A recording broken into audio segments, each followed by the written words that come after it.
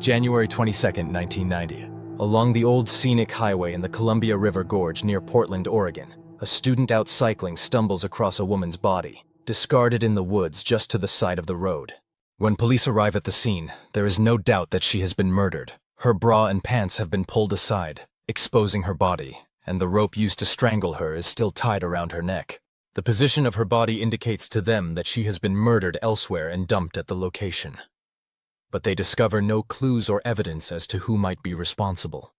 None of her personal belongings are even found, though it is determined a piece of her jeans is missing, possibly hinting that her killer tore it off and kept it as a souvenir.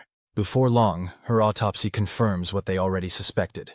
She had been sexually assaulted and strangled to death, but it also revealed that she had been badly beaten and that a tooth had punctured her lower lip. Oregon State Police Detective Alan Corson and Multnomah County Sheriff's Detective John Ingram are put in charge of the case. But with no ID and no suspects, they initially label the victim as a Jane Doe. That is, until they release a sketch of her face on the news, and a woman comes forward identifying her as her 23-year-old daughter, Taunja Bennet. Trying to trace her final movements, the detectives learn that she had been in a bar the night before, though witnesses are unable to offer any real descriptions of the man she seemingly left with. But just as it seems like the case is turning cold, on February 5th, an anonymous woman makes calls to both Detective Corson and Detective Ingram, later identified as 57-year-old Leverne Pavlinac, telling them that her boyfriend, John Sosnowski, is the murderer they're looking for. Leverne claims that she overheard John bragging about abducting Tanja at an interstate truck stop before assaulting and killing her. Trying to corroborate her story, the detectives search the couple's apartment, hoping to find some of Tanja's missing belongings. Although they fail to find any direct evidence linking John to the crime, they do discover something intriguing.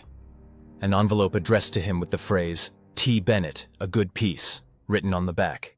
Questioning John, he denies any knowledge of the murder and claims not to have written the note.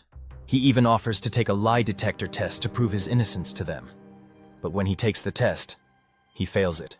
Despite this, Detectives Corson and Ingram don't have enough solid evidence to pursue charges against him, much to Laverne's dismay. But then suddenly, days later, she tells them that she's found the torn piece of Tanja's jeans they were looking for. But when detectives test the shred of clothing, it's not found to be a match. So they tell Leverne that they can't secure an arrest warrant if the only evidence they have against him is her overheard testimony.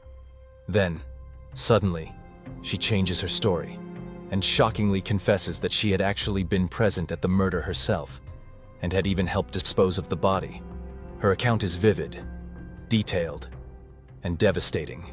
However, now the detectives are doubtful of her story, especially as other witnesses had claimed to have seen Tanja at a bar on the night of her murder playing pool with two unidentified men, neither of which was John, miles away from where she claims she and John abducted her. So they work hard to verify her story, discovering that the detailed descriptions of the murder she gives them align perfectly with their evidence.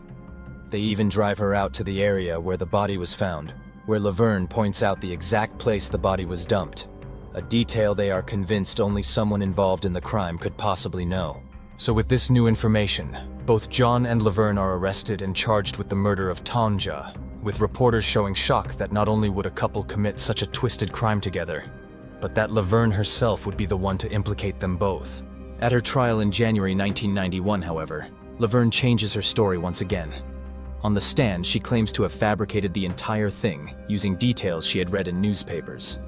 She had then found out which detectives were on the case and called them directly. According to her, John has been violent and abusive throughout their relationship, and she had been trying to frame him for the murder so she could finally escape him. But neither the prosecution nor the jury buy her new story, and on January 31st, she is found guilty and sentenced to 10 years in prison. Meanwhile, although John remains adamant that he did not know Tanja, and that he had nothing to do with her murder, in order to avoid a potential death sentence, he pleads guilty to her murder, striking a deal to receive life in prison with the possibility of parole after 15 years. And with their sentences, the investigators are convinced that the case is closed, and that the killers are behind bars. However, while Leverne was on trial, a message appeared on a bathroom wall at a bus depot in Montana, which stated, "I killed Taunja Bennet, January 21st, 1990, in Portland, Oregon," detailing how he beat her, assaulted her, and loved it. The message ended by saying, "I'm sick, but I enjoy myself too. 2 people took the blame and I'm free." Mere days later, a second message was found scrawled on a bathroom wall at a truck stop in Umatilla, Oregon, that simply read, "I killed Taunja Bennet in Portland. 2 people got the blame, so I can kill again." While no name was left with the messages, they were both signed with the same, unsettling smiley face. And when these messages didn't draw the attention her true killer wanted, he began sending anonymous letters to the Oregonian newspaper, describing details of not just Taunja's murder, but other murders he had committed after it too. Because Taunja was, in truth, the first victim of a serial killer who claims to have gone on to kill 166 people before his eventual capture and prosecution for the 8 murders he could be connected to. And he was not only frustrated that someone else was taking the credit for his very first kill, but in his own words, he took it as a license to keep killing. And once again, each of these letters was signed using the same smiley face symbol, leading the man responsible to earn the nickname.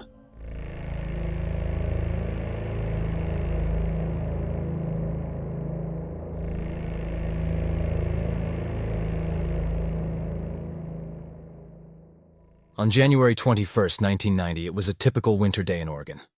Gray, wet, and cold. Just as the real witnesses had told police, Taunja Bennet was in reality at the B&I Tavern on the southeast side of Portland that night, where she chatted with other patrons and played pool. Developmentally slow, it didn't take much for Tanja to become intoxicated. And on that day, she had been switching between beer and wine since she arrived. Unbeknownst to her, someone was watching her the entire time. And as the night drew on, this man approached her by one of the pool tables, offering to buy her another drink. Although the man was imposing, being 6'6" tall and 240 pounds, Tanja was a trusting person by nature, and she happily accepted his offer, completely unaware that she was talking to a true monster. This man was Keith Hunter Jesperson, although he likely used a different name that night as they laughed and played pool together. After a couple of hours, Keith offered to take her out for dinner, before seemingly realizing he didn't have enough money in his wallet to afford it. So he asked her if she wanted to go back to his place to pick up some cash, which she agreed to do. Driving to his nearby rental house, once they were inside, Keith instead convinced the intoxicated woman to have sex with him. But after they had finished, both of them still only half-dressed, Keith suddenly began insulting and mocking her. As you can imagine, this quickly escalated into a heated argument. And then, suddenly, he hit her. To his surprise, Tanja fought back. But Keith, being so much bigger and stronger than her, with his anger and rage overflowing, then began mercilessly beating her. Then he wrapped one of his large hands around her throat, using the other to grab a rope.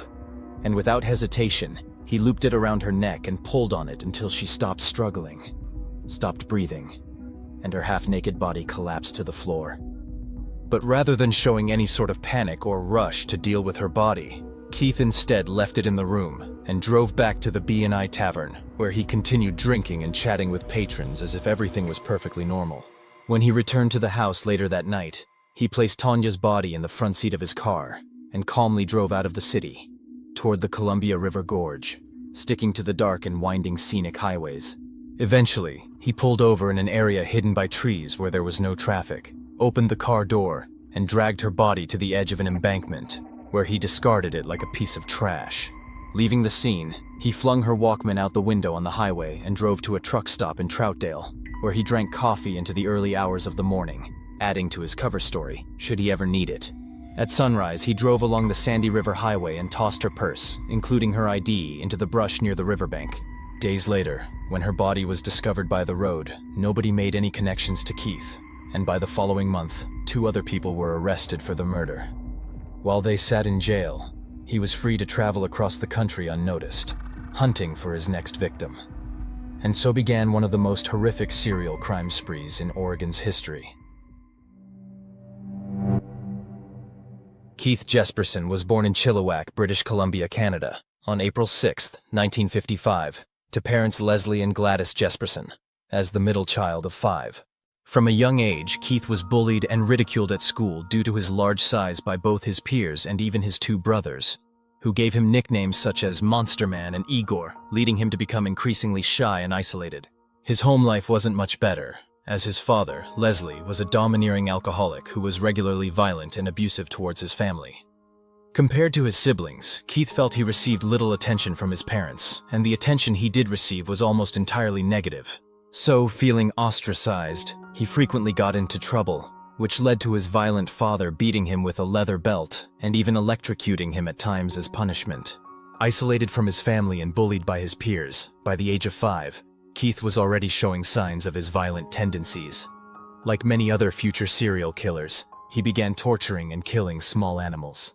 He would bash in the heads of gophers, nail crows to boards to throw knives at them, and poke small dogs and cats with needles. But after his family moved to a trailer park in Washington state, his level of violence towards animals only seemed to increase, as did the size of the creatures he targeted. He began luring stray dogs and cats into a nearby field where he would beat them with a shovel, strangle them with his bare hands, or shoot them with a BB gun. And the more he did it, the more he enjoyed it. He got a rush from seeing how terrified the animals were, often trembling and urinating out of fear as he attacked them.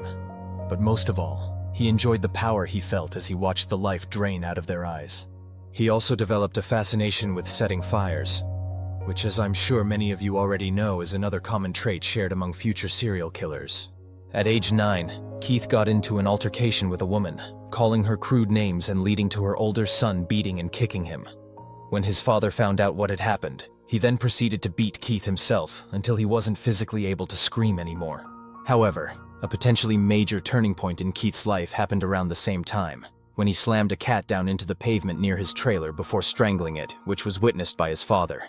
But rather than being disgusted or punishing him with his usual violence, he claims that his father told him he was proud of what he'd done, and how he was helping get rid of the unwanted strays around the trailer park.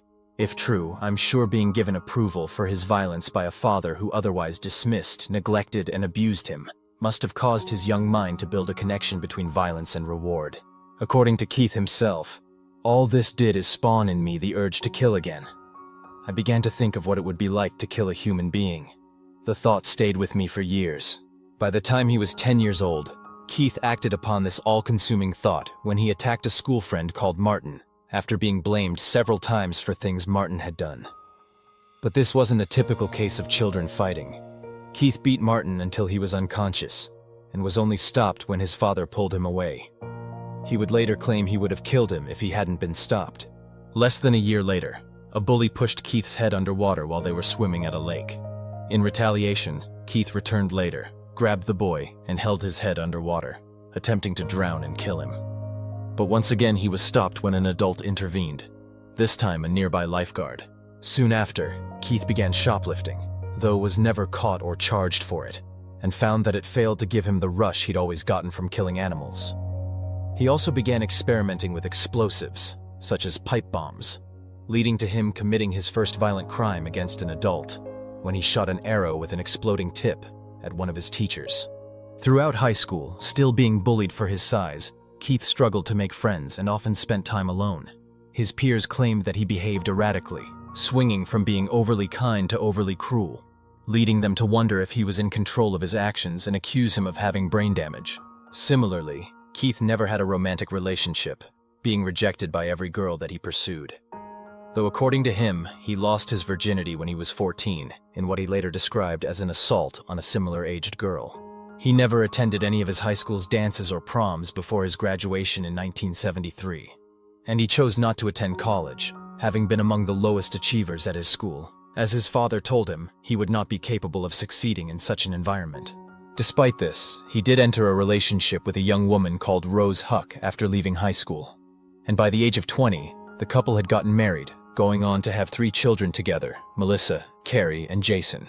Unlike his own parents, Keith was loving and warm towards his children, who believed themselves to be growing up in a normal, happy family, although they did occasionally see hints of his darker personality, and at times felt uncomfortable in his presence. They were completely unaware of the true evil hiding inside of him. When Keith began his career as a long-haul truck driver, he would send them postcards on his travels, and the family always made a big event of his return.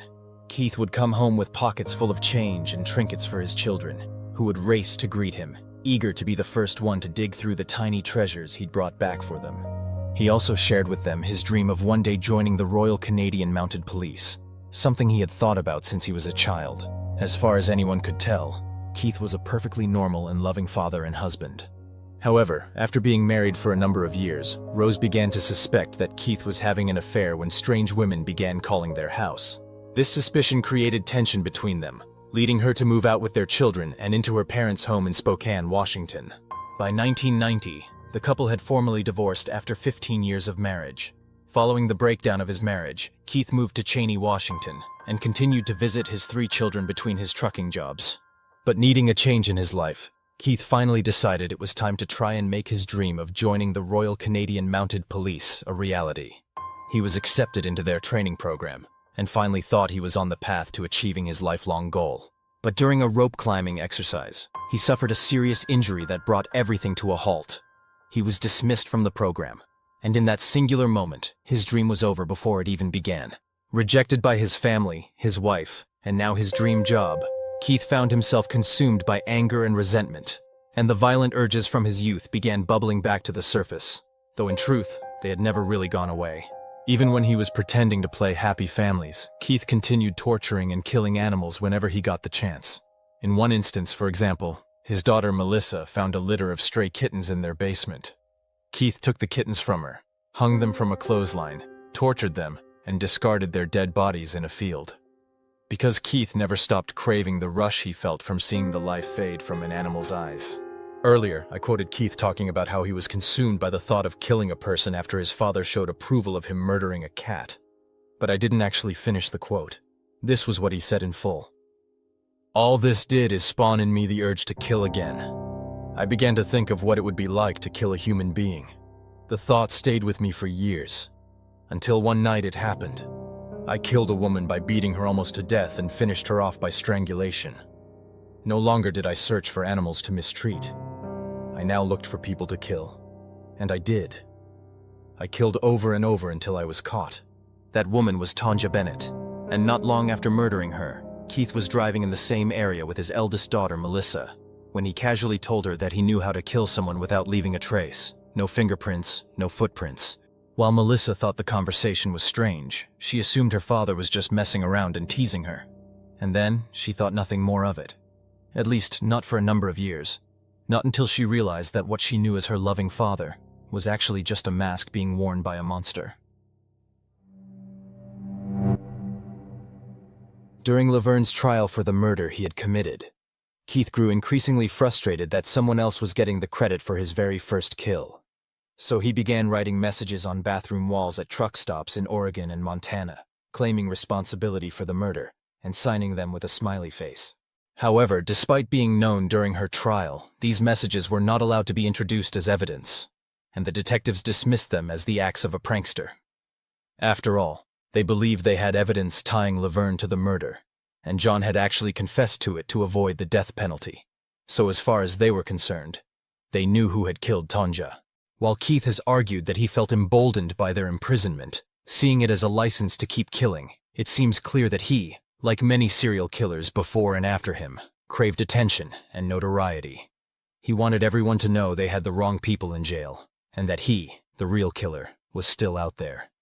Many serial killers gain an additional rush from the fear their actions bring to the public, and Keith was clearly no exception to this. Just a few months after his first murder, Keith found his next target in a shopping center parking lot in Mount Shasta, California. 21-year-old mother of 3, Dawn Slagle, having just had a heated argument with her husband, had stormed out the house alongside her 6-month-old son, heading over to the nearby shopping center. There, Keith approached her, striking up a conversation about family and relationships, indulging in her need to vent about her recent conflict with her husband. As it was extremely cold out that day, Keith suggested they continue chatting in his truck to keep her baby warm, which Dawn agreed to. But once inside the truck, Keith drove her and her baby out to a remote location, where he demanded that she perform a sex act on him. When Dawn refused, Keith snapped and began strangling her in the car, attempting to break her neck. However, with the baby crying and screaming beside them, he eventually stopped. Instead, he drove Dawn and her son back to the parking lot and told them to get out. Believing he had only stopped because he hadn't wanted to kill her baby too, Dawn became the first and only known survivor of Keith. With what little information she knew about him, she contacted the police, who were able to track him down and question him. Keith convinced the police that he had not intended to harm her, and any injuries were accidental, though they still filed a sexual assault charge against him. When Keith then failed to appear in court, a warrant was issued for his arrest. However, When he was finally located and arrested in Iowa, the charge was reduced to a misdemeanor, and he was exonerated of the assault. As we see far too often in serial killer cases, this was a real chance to stop Keith before his violence escalated. That was tragically missed. After that, potentially due to being spooked by his encounter with the law, Keith remained silent until 1992. At least, in regards to the crimes he's known to have committed. But that year, he took the lives of 3 more women. His first known victim was an unidentified Jane Doe, who he later referred to as Claudia, who was discovered on August 30th, 1992, discarded near a truck checkpoint in California. She had been assaulted, bound with duct tape, and strangled to death. According to Keith, he had met her at a truck stop and agreed to give her a ride, but found himself triggered when he felt like she was trying to play him, leading him to attack her. The following month, the body of 32-year-old Cynthia Lynn Rose was discovered behind the Blueberry Hill Cafe in Turlock, California. According to Keith, she was a sex worker who climbed into his truck, even though he'd turned down her services, leading him to murder her. Then, in November, 26-year-old Lori Ann Pentland's body was found in Salem, Oregon. Keith had gotten into an argument with her over the price she charged for sex, before murdering her. Like the other victims, she had been strangled to death, and like the other cases, the police had no suspects. Keith's next known victim wasn't murdered until June 1993. This time, the body of a woman was discovered on a roadside in Santanella, California, with police labeling her death as a drug overdose. That is, until Keith seemingly decided once again that he was tired of not getting the credit he deserved for his murders. Because the following year, after another Jane Doe was discovered in Crestview, Florida, Keith began sending taunting letters to the media and authorities, confessing to his crimes, with the receiver of the majority of his letters being a crime journalist called Phil Stanford, who worked for the Oregonian newspaper in Portland. The first of these letters sent to Phil was 6 pages long, and in it Keith claimed responsibility for the 6 murders he had committed so far, including the murder of Tanja that Leverne and John were currently serving time for. He described the scenario and location of his other 5 murders, including the Jane Doe discovered in June 1993, who he claimed was a street person called Cindy, and the body just discovered in Crestview, who he claimed was called Suzanne. In it, he wrote, "I feel bad, but I will not turn myself in. I am not stupid. In a lot of opinions I should be killed, and I feel I deserve it. My responsibility is mine, and God will be my judge when I die. I am telling you this because I will be responsible for these crimes and no one else. It all started when I wondered what it would be like to kill someone, and I found out. What a nightmare it has been."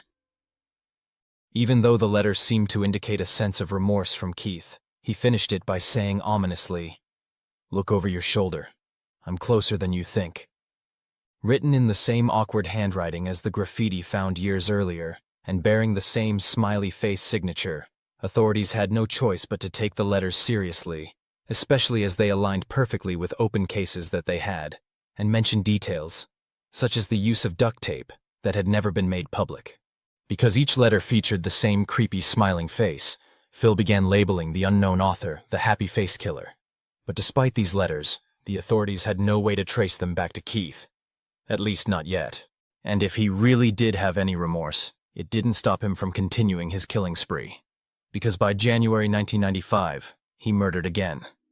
This time, he offered a ride to 21-year-old Angela Surbrise from Spokane, Washington to Indiana after meeting her in a bar. Around a week into their trip, Angela complained that the journey was taking too long, keen to see her boyfriend in Indiana.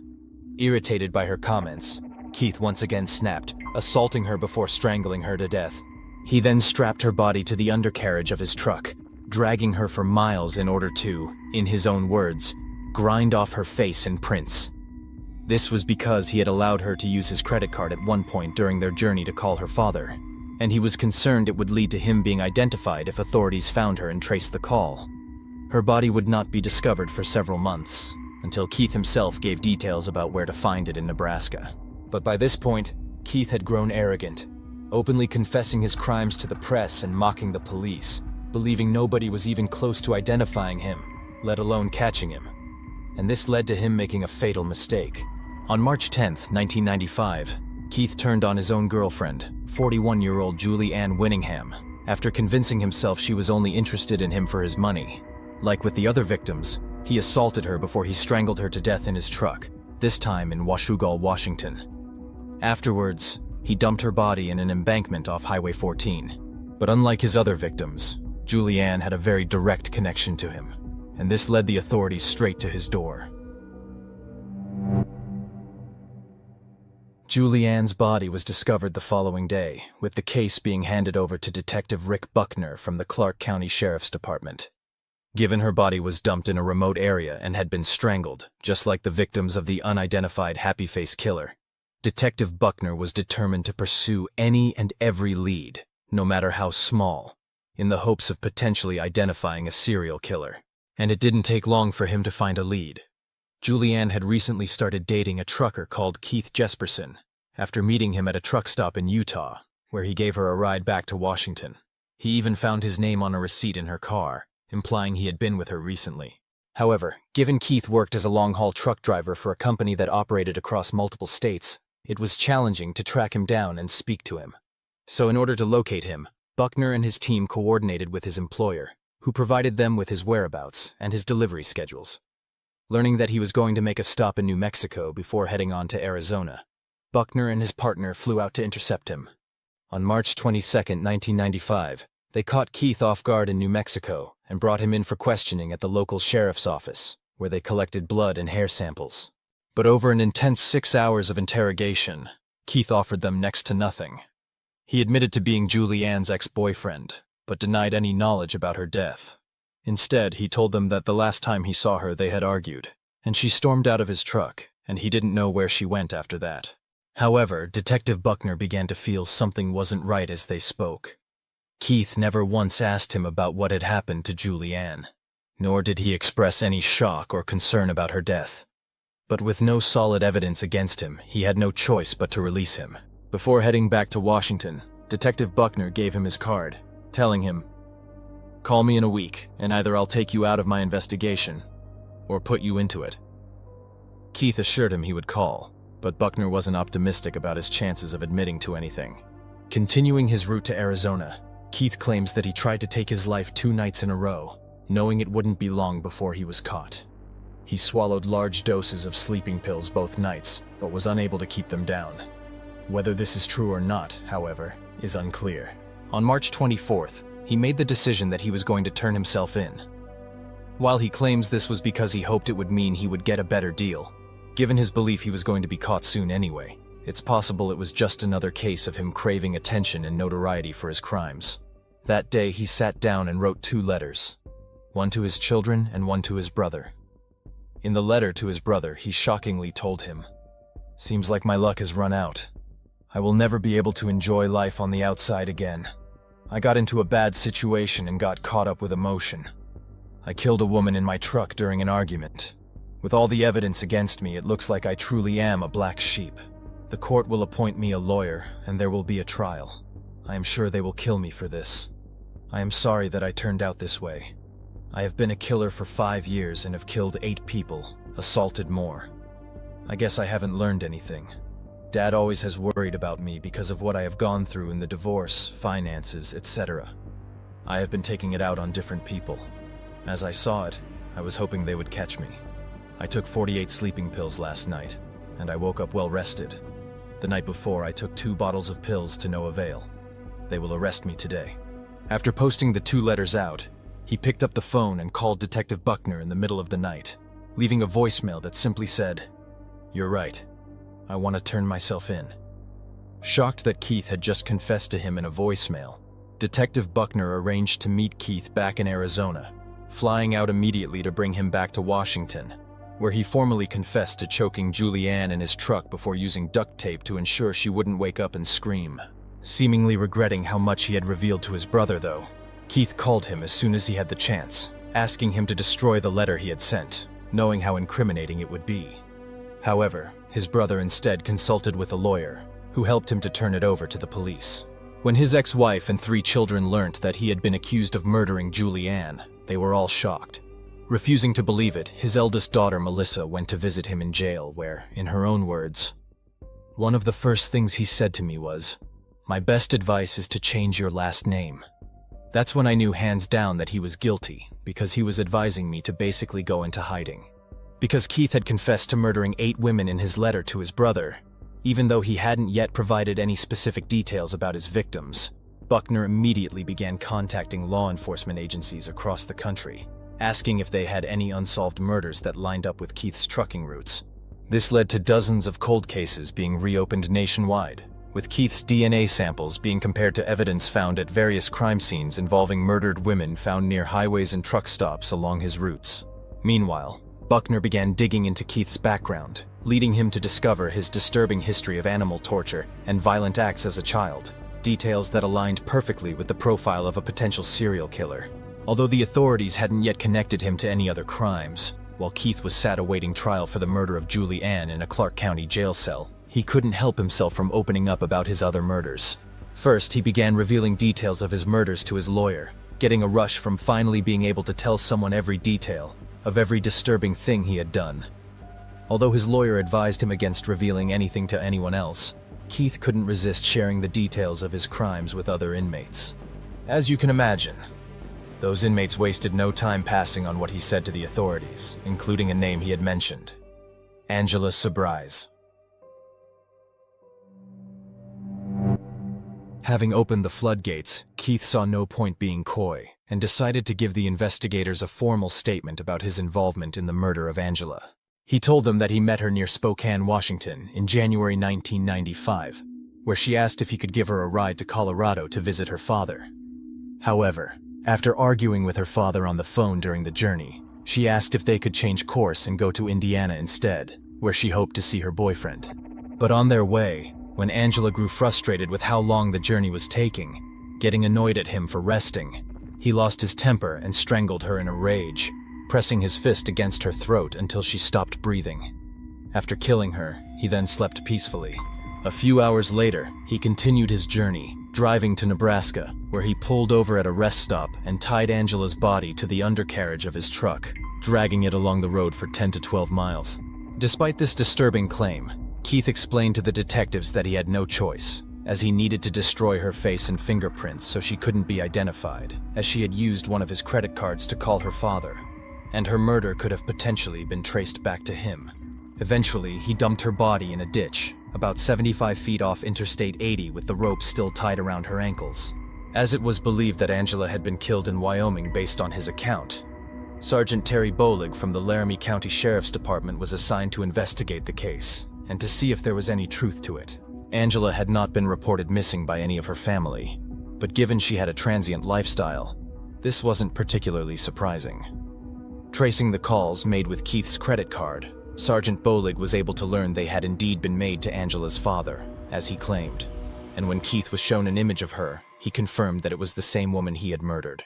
Then he told the investigators that Angela had a tattoo of the cartoon character Tweety Bird making an obscene gesture on her ankle, which might help them identify her body if they managed to find it. With all this information, in September, Nebraska authorities were able to locate a body in the area Keith claimed to have dumped Angela, which had been lying in the tall grass for months. As you can imagine, it was severely decomposed, but the Tweety Bird tattoo was still visible, and pelvic x-rays enabled them to officially identify it as belonging to Angela. With Keith's story proven to be completely true, Wyoming officials intended to pursue the death penalty. However, Keith had other plans.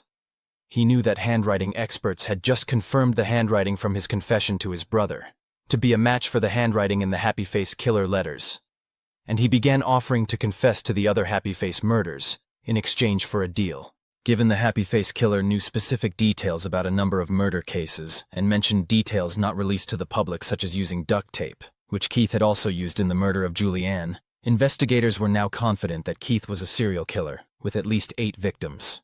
But the Wyoming prosecutors had no interest in making a deal with him. They turned down his offer and formally charged him with Angela's murder, fully intending to pursue the death penalty. However, Keith had already devised another plan to avoid it. And this new plan involved his very first victim, Taunja Bennet. Almost the entire time he had been in jail, Keith had been writing letters to journalists making all sorts of wild claims. These varied from calling all of his victims piles of garbage to claiming he wasn't even the killer and had just stumbled across a body. He even wrote the following disturbing joke in one of his letters. pitching what he called a serial killer starter kit. This is the offer you all have been dying for, the Self-Start Serial Killer Kit. Now you can be the only serial killer on your block. Learn from a professional serial killer. Get rid of that unwanted family member. Get that job you always wanted by opening up the slot. Everyone will be dying to meet you. You get a full-life Julie Winningham look-alike doll with an extra tough spring-back neck, so you will soon have the strength to squeeze the shit out of anyone. In a later interview, he admitted, "I enjoy screwing with the press and prosecutors through the press. I do what has to be done to get results." And now, the result he wanted was to avoid receiving the death penalty. So Keith smuggled another letter out of jail, sending it to the Columbian, a newspaper in Vancouver, Washington, where he finally admitted, "I am, in fact, the happy face killer." In the letter, he once again revealed that he was responsible for the murder of Taunja Bennet, claiming that he wanted to confess so Leverne and John could be released, given they were in prison for a crime they did not commit. Trying to make it seem like he was doing the right thing, he ended the letter by stating, "Most people will say that I am a monster. I am not a monster, just like the movie Jurassic Park. I was created by people." In truth, Keith's motives were not anywhere near as noble as he was proclaiming.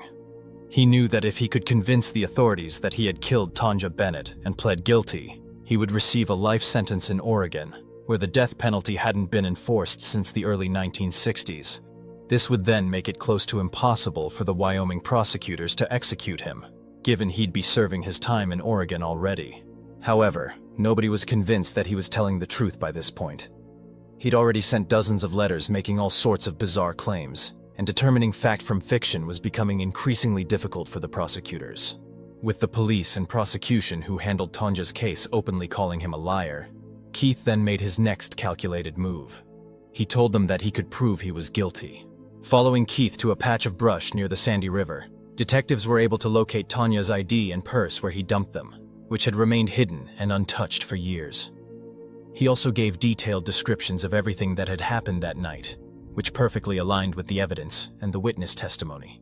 To cement his guilt, he then had his attorney reveal notes he had written months before he had been recognized as the Happy Face Killer, where he confessed to Tanja's murder with details that had never been made public. To make sure there was no doubt he was telling the truth, the FBI then conducted polygraph tests on both Keith and Leverne, which confirmed that the two had never met, and that Leverne was telling the truth that she had not murdered Taunja, and Keith was telling the truth that he had. As a result, Multnomah County District Attorney Michael Shrunk filed a motion for Leverne and John to be released, having both now spent 4 years behind bars for a crime they did not commit, though it would take a surprisingly long time for them both to finally be released from their respective prisons. Meanwhile, Keith continued sending letters and speaking to the media, confessing to more and more murders. Not only did he confess to all 8 of the murders mentioned earlier, several of which were Jane Does who had not been identified, such as the women he called Claudia, Cindy, and Suzanne, but he also mentioned an endless list of other names of women he had murdered. Lynn in Nevada, Susan in Oklahoma, Linda in Washington. He claimed victims in at least 7 states, many whose names he didn't even know. In total, he claimed to have killed at least 166 women over a number of years across the country. Given the similarities in Keith's murders and those of the unidentified Green River Killer, Keith was investigated by the task force on that case too. Both cases involved women, predominantly sex workers, who were strangled and dumped in remote areas, and Keith's truck routes in the 1980s passed through areas many of the Green River victims had been discovered. Despite playing along with him, the task force caught him out in multiple lies, and eventually, Keith himself admitted that he was just messing with them and that he had nothing to do with the case. Eventually, in the early 2000s, the task force would go on to solve that case, with Gary Ridgway being revealed to be the Green River Killer, one of the most prolific serial killers in American history. If you're interested in hearing me cover that case in the future too, let me know down below. Similarly, Keith recanted almost all of his confessions multiple times, making it extremely difficult and complicated for the prosecutors and investigators to work out what crimes he was truly responsible for. But regardless, there were enough cases, with enough evidence to back up his confessions, whether he had recanted his accounts or not, for Keith to be given multiple trials in multiple states for the murders of the Happy Face Killer. First, in October 1995, he was set to stand trial for the murder of his final victim, Julie Ann Winningham. But right before the trial was about to begin, he changed his plea to guilty, with Judge Robert L. Harris delaying sentencing until after he was charged in Oregon. In November, Keith then stood before Judge Donald H. Launder in Multnomah County and entered a no-contest plea for the murder of Taunja Bennet, resulting in him receiving a life sentence requiring a minimum of 30 years to be served before he would be eligible for parole. As a result of his guilty plea, Leverne and John were also finally released from prison. Next, he was charged again in Oregon for the murder of Lori Ann Pentland, who he had confessed to murdering in his Happy Face Killer letters and from his jail cell, and had been tied to through DNA and other forensic evidence. He was given another life sentence for Lori's murder, also with a 30-year minimum. With Keith sent to the Oregon State Penitentiary to begin serving his 2 consecutive life sentences, Judge Harris in Washington also sentenced him to life, meaning if he ever finished his sentences in Oregon, he would be immediately transferred there to start serving that sentence. 2 years later, after a difficult legal process just as Keith had planned, he was finally extradited to Wyoming to face charges for the murder of Angela Subrise. Once there, trying to delay reaching trial and potentially facing a death sentence, Keith changed his account multiple times, trying to move the crime out of Wyoming, stalling and delaying the case at the state's expense. Eventually, this led to the prosecution making a deal with him to plead guilty for Angela's murder in Wyoming in exchange for not pursuing the death penalty. So on June 3, 1998, Keith then received another life sentence to run consecutively with the 3 he was already serving, before being returned to the Oregon State Penitentiary. Serving 4 consecutive life sentences, Keith continued to send letters to the media and confess his crimes to investigators throughout the 2000s. Among his many confessions, he gave specific and explicit details about the other 4 murders he claimed responsibility for in his earlier Happy Face Killer letters, including Cynthia Lynn Rose and the 3 Jane Does he identified as Claudia, Suzanne, and Cindy. The first of the 3 Jane Does, Cindy, was finally identified as Patricia Skipple in April of 2022, with the help of genetic genealogy. Keith's confession explained that he met her at a truck stop on Interstate 5 in Corning, California, and gave her a ride before buying her lunch. After having sex with her, he strangled her, dumping her body on the roadside where it was later found. The following year, in 2023, investigators were also finally able to identify the victim he called Suzanne as being 34-year-old Suzanne Kellenberg. This followed years of attempts to identify her with facial reconstructions, and, as with Patricia, ultimately came about with the help of genetic genealogy. When shown Suzanne's image, Keith identified her as his victim and once again confessed to her murder. He told the investigators that he met Suzanne at a truck rest stop where she asked for a ride to Lake Tahoe. After traveling together for a number of days, he sat next to her on a mattress in the truck, and in his words, "She just sat up and started screaming. I was like, 'Shut up,' and the more I told her to shut up, the more she screamed. And I don't need that, because I wasn't supposed to have people in my truck anyway. So I just killed her." He then tied zip ties around her neck and dumped her body along the interstate where it was later discovered. The only victim of the 8 murders Keith confessed to with enough detail for authorities to confirm his involvement, who has still not been identified, is the woman he called Claudia. Although the same reconstructions have been done, nobody has come forward recognizing her face. Genetic genealogy has also been used to try and identify her. However, while investigators have been able to determine her biological father, he is no longer alive and appears to have had many children with many different women. His surviving children, who were half-siblings of Claudia, did not know who her mother was and had no idea she even existed, let alone had been killed. So as it stands, her identity remains unknown. According to Keith, investigators regularly ask for his DNA in regards to cold cases involving murdered women, though he now denies being responsible for any deaths beyond the 8 Happy Face Killer murders. Keith claims he cooperates with everyone that approaches him, wanting to rule himself out as a suspect, because, in his own words, "I don't need murders I didn't commit being pinned to me just because. I don't need to be made to be even more of a monster than I already am." Throughout his time in prison, Keith has never stopped sending letters and corresponding with the media. In many of these letters, he has tried to minimize his crimes, describing the murders as putting his victims out of their misery, as if he was somehow saving them by taking their lives. In one letter, he even wrote the chilling line, "It was their fate to die by my hands, like a car accident or an illness." Keith also took up drawing and became a prolific artist, selling his work on murderabilia websites.